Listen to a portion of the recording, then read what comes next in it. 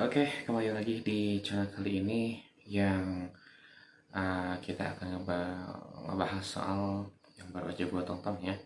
Yang sebenarnya film ini lagi booming juga, yaitu dari serial web series Layangan Putus. Yang ini, sebelum sebelum udah komentarnya macem-macem nih di mana-mana gitu ya. Udah komentar macem-macem dan lain sebagainya macemnya gitu ya. Dan ya, gue mencoba memberikan pandangan yang berbeda dari sudut pandang lain ya, yang gue meskipun gue cowok tetapi ya nggak akan ngebela si Aris lah.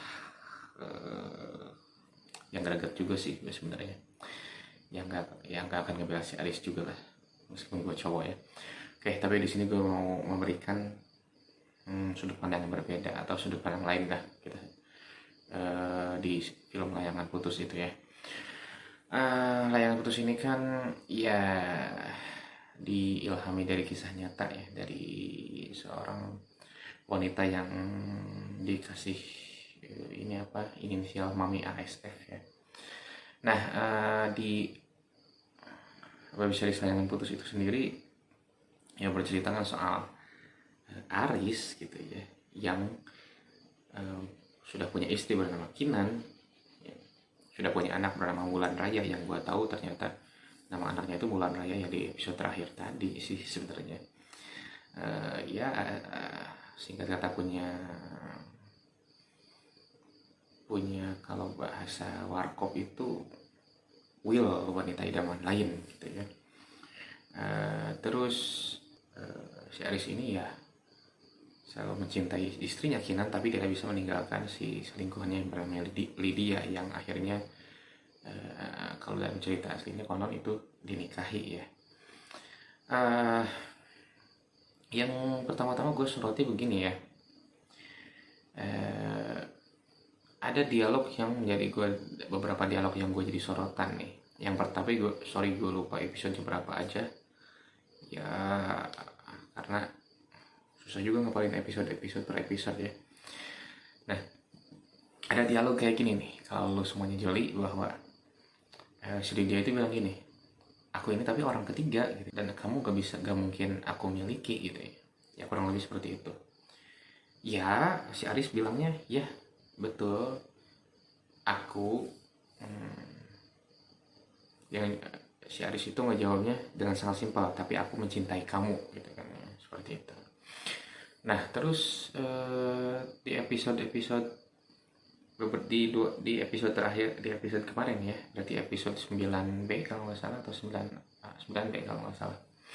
Nah, di episode 9B itu kan bilangnya, ya aku nggak bisa ninggalin dia meskipun ya minta maaf dan lain sebagainya macamnya gitu ya, sebelumnya ke si Kinan itu. Nah, terus tadi di episode terakhir tadi itu kan ada istilah begini, ya ini juga perasaan yang gak aku harapin gitu kan ya, seperti itu, datang begitu aja gitu kan ya, seperti itu ya. Dan ya ini kalau gue sih mau berkomentar soal itu begini ya, simpelnya ini, mau itu laki-laki, mau itu perempuan, mau itu cowok, mau itu cewek gitu ya, dua-duanya itu makhluk berperasaan dan makhluk berpikiran gitu ya. Adapun kecondongannya, cowok lebih cenderung ke pikiran, cewek lebih cenderung ke perasaan gitu ya. Cewek lebih cenderung ke perasaan. Ya cuman ya paling simpel lagi kita buat gini. Laki-laki itu berpikiran tapi bukan berarti nggak berperasaan dong. Gitu ya. Begitu juga sebaliknya, wanita berperasaan tapi bukan berarti nggak berpikiran dong. Nah kayak gitu. Kalau yang pada akhirnya gue ingat banget itu quotes dari film itu My Name is Khan itu, jadi akhirnya manusia itu hanya terbagi dari dua golongan, yaitu yang baik dan yang buruk, udah gitu. Gue teringat kelas itu. Dan ini dengan cara ini ya, akhirnya poligami ya. Poligami itu gimana ya, sorry bukan karena gue cowok, tetapi ya gue mendalami agama ya, berbagai macam persoalan, berbagai macam bahasan, dan termasuk juga poligami di dalamnya. Gue cuma bisa bilang poligami itu ada tempatnya, udah gitu aja. Gak bisa gue jelasin segimana gimananya, kecuali kalau ada request di komen ya mungkin gue jelasin. Yang jelas gue cuma bisa bilang bahwa poligami itu ya dilarang enggak, tapi ada tempatnya. Gue cuma bisa bilang itu ada tempatnya. Ada tempatnya di sini maksudnya adalah ada caranya dan ada dalam situasi seperti apa. Nah itu dijelaskan seperti itu ya. Nah gue cuma bisa sebatas itu. Tapi ya ini kan di masalah di sini bukan hanya soal poligami ya, gue bilang ya ini soal perselingkuhannya gitu, dan itu jelas-jelas perselingkuhan itu nggak diajarkan, nggak ada sih yang nggak ada yang ngebolehin selingkuh gitu ya. Jangankan pernikahan deh, pacaran aja ya kalau diselingkuhin ya pasti nggak akan mau ya, apalagi soal pernikahan ya. Soal itu saya gue bilang kalau pernikahan itu dia sanggup pautkan tadi ke agama sedikit ya, karena memang sebenarnya ya pernikahan itu syariat agama sih ya. Ya agama apapun, coba yang agama Nasrani misalkan nikah dengan cara Nasrani, agama Hindu, Buddha nikah dengan cara agamanya sendiri gitu ya. Jadi sebenarnya pernikahan ini syariat agama ya. Jadi gue sedikit tadi menyinggung ke perspektif agama sedikit ya. Ya cuman kembali lagi poinnya itu ini soal perselingkuhan sih, lebih ke perselingkuhan. Kalau perselingkuhan ya siapapun pasti nggak ingin diselingkuhin ya, jangankan pernikahan ya, pacaran pun udah kadang nggak mau kan gitu ya. Hanya yang gue jadi sorotan lain itu adalah gini, ini ditujukan justru malah, atau mungkin lebih tepatnya disudutkan ke salah satu gender yaitu cowok ya, yang istilahnya oh cowok itu gitu, oh iya cowok mah emang begitu, dan itu coachnya udah lama. Dan bahkan kalau ada gue inget banget ini coach lagi dari salah satu kutipan dari waktu gue kuliah dulu ya. Gue ikut seminar waktu itu, ikut seminar di fakultas salah satu di psikologi kalau nggak salah. Ada ungkapan gini ya, laki-laki itu semakin banyak uang semakin nakal, oke? Tapi perempuan semakin nakal semakin banyak uang, oke? Ngerti nggak? Laki-laki itu kalau banyak uang ya, semakin banyak uang ya dia semakin ya nakal gitu kan. Tapi perempuan semakin nakal semakin banyak uang ya, gue nggak akan bilang itu apalah ya, itu silahkan persepsi sendiri ya. Artinya ya seperti yang gue bilang tadi, akhirnya manusia itu ya terbagi dalam dua golongan, baik dan buruk. Mau bisa itu laki-laki, bisa itu perempuan, siapapun bisa menjadi baik dan bisa menjadi buruk. Dan begitu juga potensi perselingkuhan itu ya bisa datang dari perempuan, bisa dari laki-laki, bisa dari perempuan gitu ya. Dua-duanya bisa, mungkin aja bisa. Dan gue ngomong begini bukan gak ada realitanya, karena gue nggak, karena di teman-teman gue banyak mengalami itu. Teman-teman gue ada yang cowoknya selingkuh, ada yang ceweknya selingkuh. Bahkan kalau gue curhat sedikit ya, gue juga salah satunya korban perselingkuhan juga sih ya, maksudnya oleh mantan gue dulu ya, curhat sedikit lah gitu ya. Hanya ya itu tadi ya, gue harap ini nggak hanya menjustifikasi atau apa ya, mau menyudutkan salah satu gender lah, atau salah satu yang disudutkan ke salah satu ini ya, tidak menyudutkan salah satu ke gender, entah itu pria atau wanita, semuanya berpotensi. Dan gue pernah menasihati, ada salah satu murid gue yang yaitu katakanlah dalam tahap perceraian bersama ke suaminya, dan dia bilang salah gue juga sih kenapa nggak kenal dia lebih jauh gitu kan ya. Terus gue jawab juga, jangan pernah harap deh kita sama manusia bisa kenal karakter dari orang itu dari A sampai Z gitu ya, jangan pernah harap. Kenapa? Karena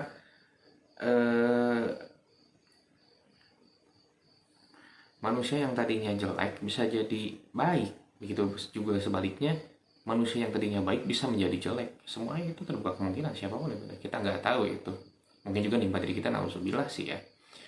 Cuman ada gue nerima contoh begini, dari yang baik jadi jelek itu yang gue kenal dari ini ya, cerita dahulu ya, itu namanya Barsiso. Barsiso itu dia seorang yang soleh, kalau kita bilang itu ini ya, ya ahli ibadah, tapi akhirnya dia malah malah mati dalam keadaan buruk, atau dalam bahasa Islam itu ya syu'ul khatimah ya. Ya karena dia malah menyembah setan pada akhirnya, karena dia kegoda sama sama bisikan setan, atau buat memperkosa cewek yang sebenarnya dititipin sama seorang raja buat disembuhin, malah diperlakukan seperti itulah, malah diperlakukan secara nggak layak ya, rundu paksa kalau nggak salah ya bahasa sekarang, malah diperkosa dan sebagai macamnya. Ya akhirnya malah minta bantuan setan pada akhirnya gitu. Nah itu contoh yang manusia yang tadinya baik malah menjadi jahat. Ada lagi yang jahat menjadi baik ya, kita kenal seorang Umar bin Khattab. Umar bin Khattab itu dulu sebelum masuk Islam, waduh, bahasa sekarang itu bengalnya luar biasa gitu ya. Mabok bisa berapa jerigen ya kalau ada ungkapan seperti itu, saking menggambarkan bengalnya beliau gitu. Tapi ya pada akhirnya kita tahu semua ya seorang Umar bin Khattab itu siapa gitu ya, yang bagaimana keteladanannya yang luar biasa banget gitu ya. Nah, itu contohnya. Jadi semua manusia itu bisa bisa berubah gitu ya. Jadi ya tidak bisa juga kita mengenal manusia itu karakternya dari A sampai Z. Kalau tadi dari ucapan Skinan, ternyata gue punya menikah dengan orang yang salah, nah gitu. Nah terus yang gue soroti lagi adalah pernyataan dari Aris itu kan bilang ya ini perasaan yang datang begitu saja gitu ya, yang artinya nggak bisa. Terus atau Skinannya juga dia bilang ya namanya cinta ya kan nggak bisa diatur. Sebenarnya itu jadi sorotan juga buat gue, dialog-dialog seperti itu. Begini, gue dulu di Facebook itu ada seorang teman gue yang bikin status gini, salah nggak sih kalau gue mencintai 2 orang? Gue langsung komen di situ, gue bilang salah. Kalau cinta itu ada kepada 2 orang, yang salah satunya itu pasti nafsu, gue bilang gitu ya. Artinya kalau bicara soal hasrat, kepengen dan lain sebagainya macamnya, nggak cuma cinta aja gitu. Kita misalkan pengen satu tas, pengen satu benda, pengen satu mobil, pengen satu apapun, ya pasti kita selalu pengen itu benda. Tapi kan nggak mungkin kita memiliki semuanya. Nah gitu juga setiap perasaan cinta ke orang, apakah ya harus dimilikin semuanya orang itu? Ya enggak juga. Makanya timbul ya cinta tak harus memiliki. Gitu ya, ini serius ya. Seperti itu ya. Jadi ya kalau bicara soal perasaan, ya perasaan itu memang tidak bisa ditebak, tetapi bukan berarti nggak bisa dikendalikan. Gitu. Itu kembali pada dirinya masing-masing, gimana menyikapinya ya. Seperti itu. Dan ya itu juga salah satu sorotan gue dari waktu gue tadi nonton episode terakhir Layangan Putus itu. Begitu. Dan juga ya kita ambil positifnya aja ya memang di pernikahan itu ya dinamikanya yang luar biasa panjang banget ya.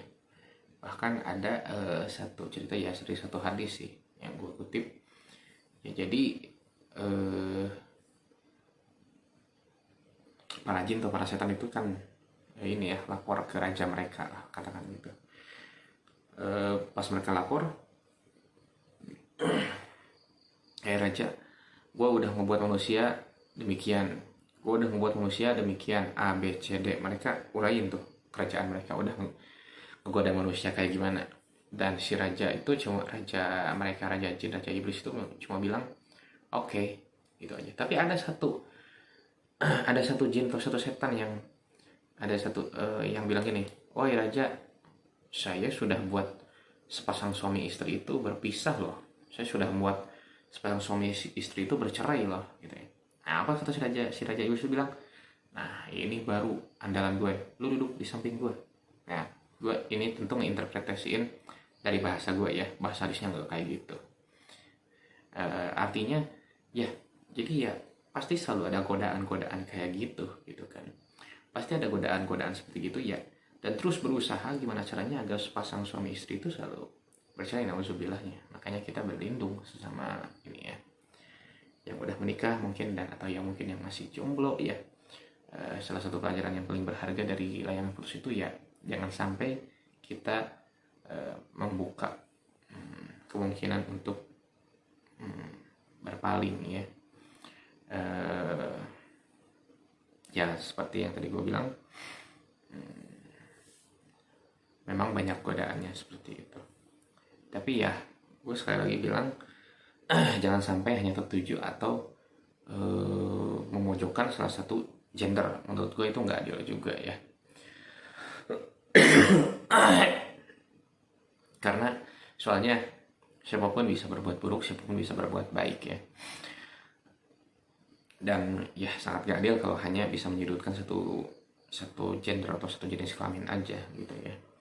Ini bukan karena gue, coba ini karena real yang udah gue pelajarin selama gue belajar agama itu seperti apa, dan termasuk dalam hal ini ya pernikahan, rumah tangga dan apapun itu. Dan ya akhirnya karena ini momen yang pas, ya gue sering sama lo semua gitu yang di sini. Dan ya kita ambil hikmahnya bareng-bareng aja lah ya, tapi jangan sampai sekali lagi gue bilang menyudutkan salah satu gender ya. Kita ingatlah para nabi dan rasul atau para wali Allah itu ya para nabi dan rasul itu ya laki-laki semuanya kan. Terus kemudian wali Allah memang ada yang cewek juga ya. Dan ya bahkan Rasulullah seorang laki-laki gitu kan, tapi bagaimana mulianya beliau. Tapi ya coba lihat istrinya juga, Khadijah juga, Siti Khadijah sebagai gak kurang mulia gimana beliau gitu kan. Ketika pas malaikat Jibril datang ke rumah Rasulullah aja bilang ya ke Siti Khadijah itu ya, salam buat istrimu ya dari Robnya gitu. Artinya salam dari Robnya, dari Tuhannya gitu ya, yang artinya dapat salam langsung tuh dari Allah gitu ya, Siti Khadijah itu. Dan Aisyah ya tidak sekurang setia bagaimana sama Rasulullah gitu kan. Dan banyak sekali cewek-cewek yang mulia lainnya, seperti bahkan salah satu ini ya, kalau nggak salah kerabat Fir'aun, gue lupa apakah itu keluarganya atau istrinya yang bernama Asyah itu, yang meninggal syahid juga ya. Itu dia seorang beriman gitu. Bahkan ya jangan ditanya lagi soal ibunya Nabi Musa, Siti Maryam, dan banyak banget cewek-cewek yang mulia. Begitu juga banyak juga cowok-cowok yang diangkat derajatnya yang mulia, kayak misalkan selain Nabi dan Rasul itu ada para sahabat yang udah dijamin masuk surga, yang juga banyak sekali cowoknya, banyak sekali ceweknya gitu ya. Dan jadi ya seperti gue bilang tadi, semua orang berpotensi menjadi jahat, dari jahat menjadi buruk, dari jahat menjadi baik, dari baik menjadi jahat. Dan pada akhirnya semua manusia itu hanya ada dua golongan, dan yang baik dan yang buruk gitu. Nah di layanan putus ini aja kita ambil hikmahnya bareng-bareng aja. Dan bagaimana cara kita mempertahankan ya, karena yang putus tentang pernikahan ya, berarti pernikahan rumah tangga masing-masing atau yang masih pacaran ya, bagaimana cara melakukan hubungan masing-masing sehingga ke pernikahan. Simpel itu sih sebenarnya. Ya jangan sampai film ini bisa dibesar-besarkan juga. Bahkan beberapa waktu lalu ya viral juga, ada seorang supir truk yang diawasi oleh istrinya kemana-mana karena layangan putus ya. Dan kebetulan juga cowok itu namanya Aris kalau nggak salah. Jadi ya lucu juga sih sebenarnya. Tapi ya cuman kembali lagi lah, kita berkewajiban menjaga pasangan kita masing-masing. Meskipun gue cowok, berkewajiban juga menjaga rumah tangga kita masing-masing. Berkewajiban juga saling memberikan maslahat, saling memberikan kasih sayang satu sama lain. Itu yang diajarkan. Dan oke, cukup segitu dulu ya. Kita balik lagi di konten berikutnya. Oke, sampai jumpa nanti, bye.